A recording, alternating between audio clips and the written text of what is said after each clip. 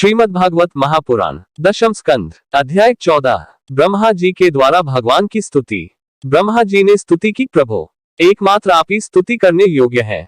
मैं आपके चरणों में नमस्कार करता हूँ। आपका यह शरीर वर्षाकालीन मेघ के समान श्यामल है। इस पर स्थिर बिजली के समान झिलमिल झिलमिल करता हुआ पीताम्बर शोभा पाता है। आपके गले में घुंघची की माला, कानों में मकराकृति कुंडल तथा सिर पर मोर पंखों का मुकुट है। इन सब की कांति से आपके मुख पर अनोखी छटा छिटक रही है। वक्षस्थल पर लटकती हुई वनमाला और नन्ही सी हथेली पर दही भात का कौर, बगल में बेत और सिंगी तथा कमर की फैंट में आपकी पहचान बताने वाली बांसुरी शोभा पा रही है।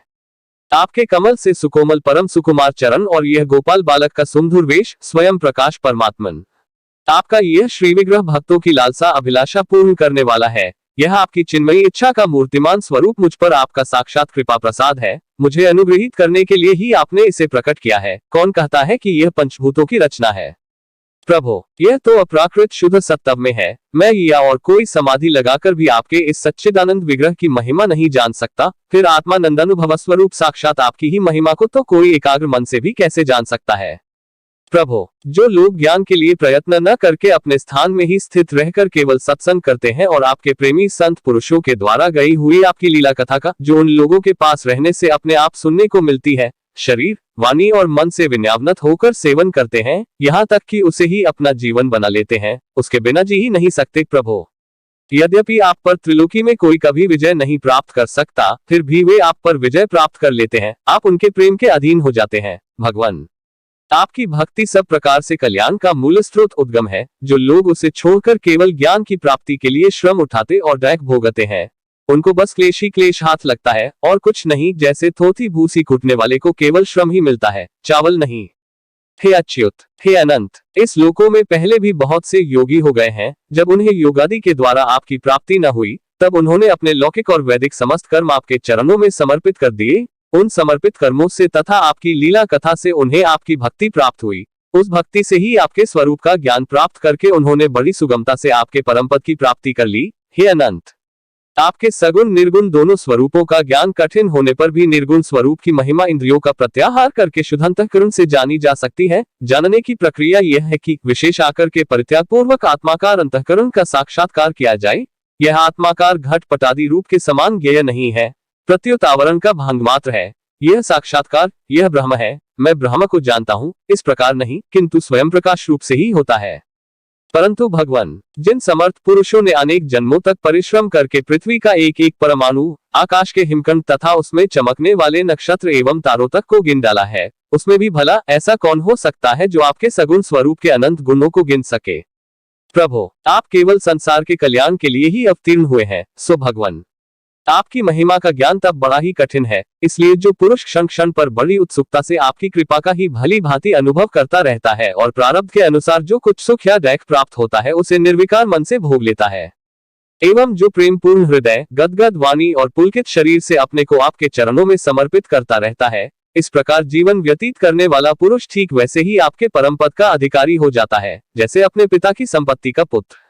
प्रभो मेरी कुटिलता तो देखिए, आप अनंत आदि पुरुष परमात्मा और मेरे जैसे बड़े बड़े मायावी भी आपकी माया के चक्र में हैं, फिर भी मैंने आप पर अपनी माया फैलाकर अपना ऐश्वर्य देखना चाहा। प्रभो मैं आपके सामने हूँ ही क्या आग के सामने चिनगारी की भी कुछ गिनती है? भगवान मैं रजोगुण से उत्पन्न हुआ हूँ, आपके स्वरूप को मैं ठीक ठाक नहीं जानता, इसी से अपने को आपसे अलग संसार का स्वामी माने बैठा था। मैं अजन्मा जगत करता हूँ, इस मायाकृत मोह के घने अंधकार से मैं अंधा हो रहा था। इसलिए आप यह समझकर कि यह मेरे ही अधीन है, मेरा भारित्य है, इस पर कृपा करनी चाहिए। मेरा अपराध क्षमा कीजिए। मेरे स्वामी प्रकृति, महत्तत्व, अहंकार, आकाश, वायु, अग्नि, जल और पृथ्वी रूप आवरणों से घिरा हुआ यह ब्रह्मांड ही मेरा शरीर है और आपके एक एक रोम के छिद्र में ऐसे ऐसे अगणित ब्रह्मांड उसी प्रकार उड़ते पड़ते रहते हैं जैसे झरोखे की जाली में से आने वाली सूर्य की किरणों में रज के छोटे छोटे परमाणु उड़ते हुए दिखाई पड़ते हैं। कहाँ अपने परिमाण से 3.5 हाथ के शरीर वाला अत्यंत क्षुद्र में, और कहाँ आपकी अनंत महिमा वृत्तियों की पकड़ में न आने वाले परमात्मन। जब बच्चा माता के पेट में रहता है तब अज्ञानवश अपने हाथ पैर पीटता है, परंतु क्या माता उसे अपराध समझती है या उसके लिए वह कोई अपराध होता है और नहीं है? इन शब्दों से कही जाने वाली कोई भी वस्तु ऐसी है क्या जो आपकी कोख के भीतर न हो? श्रुतियां कहती हैं कि जिस समय तीनों लोग प्रलयकालीन जल में लीन थे, उस समय उस जल में स्थित श्री नारायण के नाभि कमल से ब्रह्मा का जन्म हुआ। उनका यह कहना किसी प्रकार असत्य नहीं हो सकता। तब आप भी बतलाए, प्रभु क्या मैं आपका पुत्र नहीं हूँ? वो आप समस्त जीवों के आत्मा है, इसलिए आप नारायण हैं। आप समस्त जगत के और जीवों के अधीश्वर हैं, इसलिए भी नारायण हैं। आप समस्त लोकों के साक्षी हैं, इसलिए भी नारायण हैं। नर से उत्पन्न होने वाले जल में निवास करने के कारण जिन्हें नारायण कहा जाता है, वे भी आपके एक अंश ही है। वह अंश रूप से दिखना भी सत्य नहीं है, आपकी माया ही है। भगवान, यदि आपका विराट स्वरूप सचमुच उस समय जल में ही था तो मैंने उसी समय क्यों नहीं देखा, जबकि मैं कमलनाल के मार्ग से उसे 100 वर्ष तक जल में ढूंढता रहा। फिर मैंने जब तपस्या की तब उसी समय मेरे हृदय में उसका दर्शन कैसे हो गया, और फिर कुछ ही क्षणों में वह पुनः क्यों नहीं दिखा, अंतर्ध्यान क्यों गया? माया का नाश करने वाले प्रभु, दूर की बात कौन करे, अभी इसी अवतार में आपने इस बाहर दिखने वाले जगत को अपने पेट में ही दिखला दिया, जिसे देखकर माता यशोदा चकित हो गई थी। इससे यही सिद्ध होता है कि यह संपूर्ण विश्व केवल आपकी माया ही माया है। जब आपके सहित यह संपूर्ण विश्व जैसा बाहर दिखता है वैसा ही आपके उदर में भी दिखा, तब क्या यह सब आपकी माया के बिना ही आप में प्रतीत हुआ? अवश्य ही आपकी लीला है। उस दिन की बात जाने दीजिए, आज की ही लीजिए। क्या आज आपने मेरे सामने अपने अतिरिक्त संपूर्ण विश्व को अपनी माया का खेल नहीं दिखलाया है? पहले आप अकेले थे, फिर संपूर्ण ग्वाल बाल, बछड़े और छड़ी छीके भी आप ही हो गए। उसके बाद मैंने देखा कि आपके वे सब रूप चतुर्भुज हैं और मेरे सहित सब के सब तत्व उनकी सेवा कर रहे हैं। आपने अलग अलग उतने ही ब्रह्मांडों का रूप भी धारण कर लिया था, परंतु अब आप केवल अपरिमित अद्वितीय ब्रह्म रूप से ही शेष रह गए हैं। जो लोग अज्ञानवश आपके स्वरूप को नहीं जानते, उन्हीं को आप प्रकृति में स्थित जीव के रूप से प्रतीत होते हैं और उन पर अपनी माया का पर्दा डालकर सृष्टि के समय मेरे ब्रह्मा रूप से, पालन के समय अपने विष्णु रूप से और संहार के समय रुद्र के रूप में प्रतीत होते हैं। प्रभु, आप सारे जगत के स्वामी और विधाता हैं। अजन्मा होने पर भी आप देवता, ऋषि, मनुष्य, पशु, पक्षी और जलचर आदि योनियों में अवतार ग्रहण करते हैं, इसलिए कि इन रूपों के द्वारा दुष्ट पुरुषों का घमंड तोड़ दें और सत्पुरुषों पर अनुग्रह करें। भगवान, आप अनंत परमात्मा और योगेश्वर हैं। जिस समय आप अपनी योगमाया का विस्तार करके लीला करने लगते हैं, उस समय त्रिलोकी में ऐसा कौन है जो यह जान सके कि आपकी लीला कहाँ, किस लिए, कब और कितनी होती है? इसलिए यह संपूर्ण जगत स्वप्न के समान असत्य, अज्ञानरूप और डैक पर डैक देने वाला है। आप परमानंद, परम ज्ञान स्वरूप एवं अनंत हैं। यह माया से उत्पन्न एवं विलीन होने पर भी आप में आपकी सत्ता से सत्य के समान प्रतीत होता है। प्रभु, आज ही एकमात्र सत्य है, क्योंकि आप सबके आत्मा जो है, आप पुराण पुरुष होने के कारण समस्त जन्मादि विकारों से रहित हैं। आप स्वयं प्रकाश है, इसलिए देश, काल और वस्तु जो पर प्रकाश है किसी प्रकार आपको सीमित नहीं कर सकते। आप उनके भी आदि प्रकाशक हैं। आप अविनाशी होने के कारण नित्य हैं। आपका आनंद अखंडित है। आप में न तो किसी प्रकार का मल है और न अभाव। आप पूर्ण एक हैं। समस्त उपाधियों से मुक्त होने के कारण आप अमृत स्वरूप हैं। आपका यह ऐसा स्वरूप समस्त जीवों का ही अपना स्वरूप है। जो गुरु रूप सूर्य से तत्व ज्ञान रूप दिव्य दृष्टि प्राप्त करके उससे आपको अपने स्वरूप के रूप में साक्षात्कार कर लेते हैं, वे इस झूठे संसार सागर को मानो पार कर जाते हैं। जो पुरुष परमात्मा को आत्मा के रूप में नहीं जानते, उन्हें उस अज्ञान के कारण ही इस नाम रूपात्मक निखिल प्रपंच की उत्पत्ति का भ्रम हो जाता है, किंतु ज्ञान होते ही इसका आत्यंतिक प्रलय हो जाता है। जैसे रस्सी के भ्रम के कारण ही सांप की प्रतीति होती है और भ्रम के निवृत्त होते ही उसकी निवृत्ति हो जाती है। संसार संबंधी बंधन और उससे मोक्ष, ये दोनों ही नाम अज्ञान से कल्पित हैं। वास्तव में ये अज्ञान के ही दो नाम हैं। ये सत्य और ज्ञान स्वरूप परमात्मा से भिन्न अस्तित्व नहीं रखते। जैसे सूर्य में दिन और रात का भेद नहीं है, वैसे ही विचार करने पर अखंड चित स्वरूप केवल शुद्ध आत्म तत्व में न बंधन है और न तो मोक्ष। भगवान, कितने आश्चर्य की बात है कि आप है अपने आत्मा, पर लोग आपको पराया मानते हैं और शरीर आदि है पराये, किंतु उनको आत्मा मान बैठते हैं और इसके बाद आपको कहीं अलग ढूंढने लगते हैं। भला अज्ञानी जीवों का यह कितना बड़ा अज्ञान है। हे अनंत, आप तो सबके अंतःकरण में ही विराजमान हैं, इसलिए संत लोग आपके अतिरिक्त जो कुछ प्रतीत हो रहा है उसका परित्याग करते हुए अपने भीतर ही आपको ढूंढते हैं। क्योंकि यद्यपि रस्सी में सांप नहीं है, फिर भी उस प्रतीयमान सांप को मिथ्या निश्चय किए बिना भला कोई सत्पुरुष सच्ची रस्सी को कैसे जान सकता है। अपने भक्तजनों के हृदय में स्वयं स्फुरित होने वाले भगवान, आपके ज्ञान का स्वरूप और महिमा ऐसी ही है, उससे अज्ञान कल्पित जगत का नाश हो जाता है। फिर भी जो पुरुष आपके युगल चरण कमलों का तनिक सा भी कृपा प्रसाद प्राप्त कर लेता है, उससे अनुग्रहित हो जाता है, वही आपकी सच्चिदानंदमयी महिमा का तत्व जान सकता है। दूसरा कोई भी ज्ञान वैराग्यादि साधन रूप अपने प्रयत्न से बहुत काल तक कितना भी अनुसंधान करता रहे, वह आपकी महिमा का यथार्थ ज्ञान नहीं प्राप्त कर सकता। इसलिए भगवान, मुझे इस जन्म में, दूसरे जन्म में अथवा किसी पशु पक्षी आदि के जन्म में भी ऐसा सौभाग्य प्राप्त हो कि मैं आपके दासों में से कोई एक दास हो जाऊं और फिर आपके चरण कमलों की सेवा करूं। मेरे स्वामी, जगत के बड़े बड़े यज्ञ सृष्टि के प्रारंभ से लेकर अब तक आपको पुनर्तः तृप्त न कर सके, परंतु आपने ब्रज की गायों और ग्वालिनों के बछड़े एवं बालक बनकर उनके स्तनों का अमृत सा दूध बड़े उमंग से पिया है। वास्तव में उन्हीं का जीवन सफल है, वे ही अत्यंत धन्य है। अहो, नंद आदि ब्रजवासी गोपों के धन्य भाग्य हैं। वास्तव में उनका अहोभाग्य है, क्योंकि परमानंद स्वरूप सनातन परिपूर्ण ब्रह्मा आप उनके अपने सगे संबंधी और सुहृद हैं। हे अच्युत, इन ब्रजवासियों के सौभाग्य की महिमा तो अलग रही। मन आदि 11 इंद्रियों के अधिष्ठात्र देवताओं के रूप में रहने वाले महादेव आदि हम लोग बड़े ही भाग्यवान हैं, क्योंकि इन ब्रजवासियों की मन आदि 11 इंद्रियों को प्याले बनाकर हम आपके चरण कमलों का अमृत से भी मीठा, मदिरा से भी मादक, मधुर मकरकंद रस पान करते रहते हैं। जब उसका एक एक इंद्रिय से पान करके हम धन्य धन्य हो रहे हैं, तब समस्त इंद्रियों से उसका सेवन करने वाले ब्रजवासियों की तो बात ही क्या है। प्रभु, इस ब्रजवासी के किसी वन में और विशेष करके गोकुल में किसी भी योनि में जन्म हो जाए, यही हमारे लिए बड़े सौभाग्य की बात होगी, क्योंकि यहाँ जन्म हो जाने पर आपके किसी न किसी प्रेमी के चरणों की धूलि अपने ऊपर पड़ ही जाएगी। प्रभु, आपके प्रेमी ब्रजवासियों का संपूर्ण जीवन आपका ही जीवन है, आप ही उनके जीवन के एकमात्र सर्वस्व हैं। किसी वन में और विशेष करके गोकुल में किसी भी योनि में जन्म हो जाए, यही हमारे लिए बड़े सौभाग्य की बात होगी, क्योंकि यहाँ जन्म हो जाने पर आपके किसी न किसी प्रेमी के चरणों की धूलि अपने ऊपर पड़ ही जाएगी।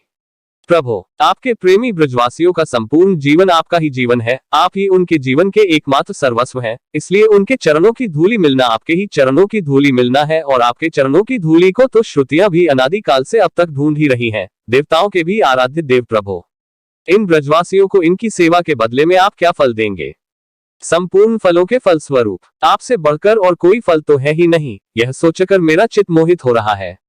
आप उन्हें अपना स्वरूप भी देकर उड़न नहीं सकते, क्योंकि आपके स्वरूप को तो उस पूतना ने भी अपने संबंधियों अघासुर, बकासुर आदि के साथ प्राप्त कर लिया, जिसका केवल वेश ही साध्वी स्त्री का था, पर जो हृदय से महान क्रूर थी। फिर जिन्होंने अपने घर, धन, स्वजन, प्रिय, शरीर, पुत्र, प्राण और मन सब कुछ आपके ही चरणों में समर्पित कर दिया है, जिनका सब कुछ आपके ही लिए है, उन ब्रजवासियों को भी वही फल देकर आप कैसे उड़न हो सकते हैं?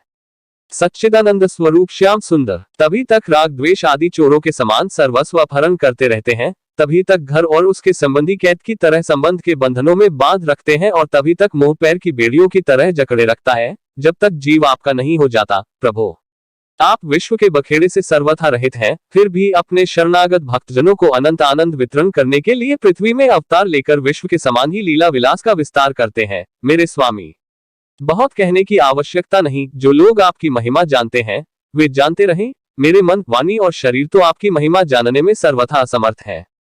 सच्चिदानंद स्वरूप श्री कृष्ण, आप सबके साक्षी हैं, इसलिए आप सब कुछ जानते हैं, आप समस्त जगत के स्वामी हैं, यह संपूर्ण प्रपंच आप में ही स्थित है, आपसे मैं और क्या कहूँ। अब आप मुझे स्वीकार कीजिए, मुझे अपने लोक में जाने की आज्ञा दीजिए। सबके मन प्राण को अपनी रूप माधुरी से आकर्षित कर वाले श्याम सुंदर, आप यदुवन श्रुपी कमल को विकसित करने वाले सूर्य हैं। प्रभु, पृथ्वी, देवता, ब्राह्मण और पशुरूप समुद्र की अभिवृद्धि करने वाले चंद्रमा भी आप ही हैं। आप पाखंडियों के धर्मरूप रात्रि का घोर अंधकार नष्ट करने के लिए सूर्य और चंद्रमा दोनों के ही समान हैं। पृथ्वी पर रहने वाले राक्षसों के नष्ट करने वाले आप चंद्रमा, सूर्य आदि समस्त देवताओं के भी परम पूजनीय हैं। भगवान, मैं अपने जीवन भर महाकल्प पर्यंत आपको नमस्कार ही करता रहूं।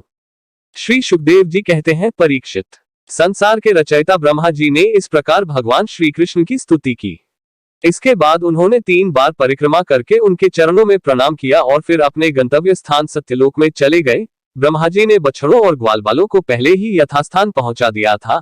भगवान श्री कृष्ण ने ब्रह्मा जी को विदा कर दिया और बछड़ों को लेकर यमुना जी के पुलिन पर आए, जहां वे अपने सखा ग्वालबालों को पहले छोड़ गए थे।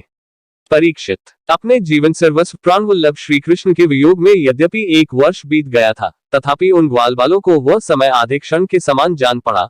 क्यों न हो, वे भगवान की विश्व विमोहिनी योगमाया से मोहित जो हो गए थे। जगत के सभी जीव उसी माया से मोहित होकर शास्त्र और आचार्यों के बार बार समझाने पर भी अपने आत्मा को निरंतर भूले गए हैं। वास्तव में उस माया की ऐसी ही शक्ति है, भला उससे मोहित होकर जीव यहाँ क्या क्या नहीं भूल जाते हैं। परीक्षित, भगवान श्री कृष्ण को देखते ही ग्वालबालों ने बड़ी उतावली से कहा, भाई तुम भले आए, स्वागत है, स्वागत। अभी तो हमने तुम्हारे बिना एक कौर भी नहीं खाया है, आओ इधर आओ। आनंद से भोजन करो। तब हंसते हुए भगवान ने ग्वाल बालों के साथ भोजन किया और उन्हें अघासुर के शरीर का ढांचा दिखाते हुए वन से ब्रज में लौट आए। श्री कृष्ण के सिर पर मोरपंख का मनोहर मुकुट और घुंघराले बालों में सुंदर सुंदर महमह महकते हुए पुष्प गुंथ रहे थे। नई नई रंगीन धातुओं से श्याम शरीर पर चित्रकारी की हुई थी। वे चलते समय रास्ते में उच्च स्वर से कभी बांसुरी, कभी पत्ते और कभी सिंगी बजाकर वाद्योत्सव में मग्न हो रहे हैं। पीछे पीछे ग्वाल बाल उनकी लोक पावन कीर्ति का गान करते जा रहे हैं।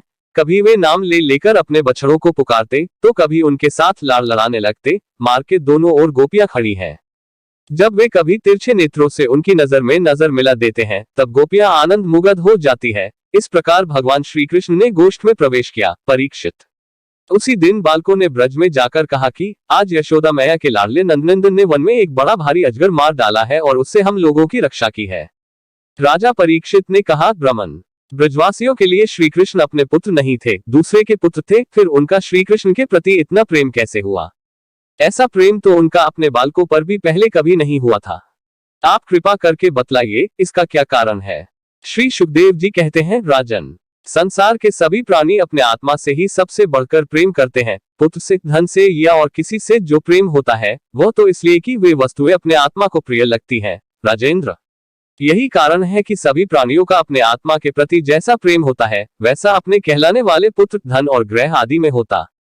नृपश्रेष्ठ, जो लोग देह को आत्मा मानते हैं वे भी अपने शरीर से जितना प्रेम करते हैं उतना प्रेम शरीर के संबंधी पुत्र, मित्र आदि से नहीं करते। जब विचार के द्वारा यह मालूम हो जाता है कि यह शरीर मैं नहीं हूँ, यह शरीर मेरा है, तब इस शरीर से भी आत्मा के समान प्रेम नहीं रहता। यही कारण है कि इस देह के जीर्ण शीर्ण हो जाने पर भी जीने की आशा प्रबल रूप से बनी रहती है। इससे यह बात सिद्ध होती है कि सभी प्राणी अपने आत्मा से ही सबसे बढ़कर प्रेम करते हैं और उसी के लिए इस सारे चराचर जगत से भी प्रेम करते हैं। इन श्री कृष्ण को ही तुम सब आत्माओं का आत्मा समझो। संसार के कल्याण के लिए ही योगमाया का आश्चर्य लेकर वे यहाँ देहधारी के समान जान पड़ते हैं। जो लोग भगवान श्री कृष्ण के वास्तविक स्वरूप को जानते हैं उनके लिए तो इस जगत में जो कुछ भी चराचर पदार्थ है अथवा इससे परे परमात्मा, ब्रह्म, नारायण आदि जो भगवत स्वरूप है, सभी श्री कृष्ण स्वरूपी है। श्री कृष्ण के अतिरिक्त और कोई प्राकृत अप्राकृत वस्तु है ही नहीं। सभी वस्तुओं का अंतिम रूप अपने कारण में स्थित होता है। उस कारण के भी परम कारण है भगवान श्री कृष्ण।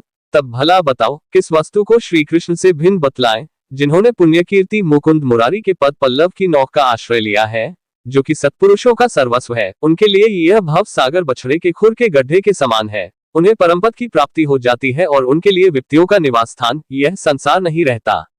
परीक्षित, तुमने मुझसे पूछा था कि भगवान के 5वें वर्ष की लीला ग्वाल बालों ने 6ठे वर्ष में कैसे कही। उसका सारा रहस्य मैंने तुम्हें बतला दिया। भगवान श्री कृष्ण की ग्वाल बालों के साथ वन क्रीड़ा, अघासुर को मारना, हरी हरी घास से युक्त भूमि पर बैठकर भोजन करना, अप्राकृत रूपधारी बछड़ों और ग्वाल बालों का प्रकट होना और ब्रह्मा जी के द्वारा की हुई इस महान स्तुति को जो मनुष्य सुनता और कहता है उसको धर्म, अर्थ, काम और मोक्ष प्राप्ति हो जाती है। परीक्षित, इस प्रकार श्री कृष्ण और बलराम ने कुमार अवस्था के अनुरूप आंख में चौनी, सेतु बंधन, बंदरों की भांति उछलना कूदना आदि अनेकों लीलाएं करके अपनी कुमार अवस्था ब्रज में ही त्याग दी।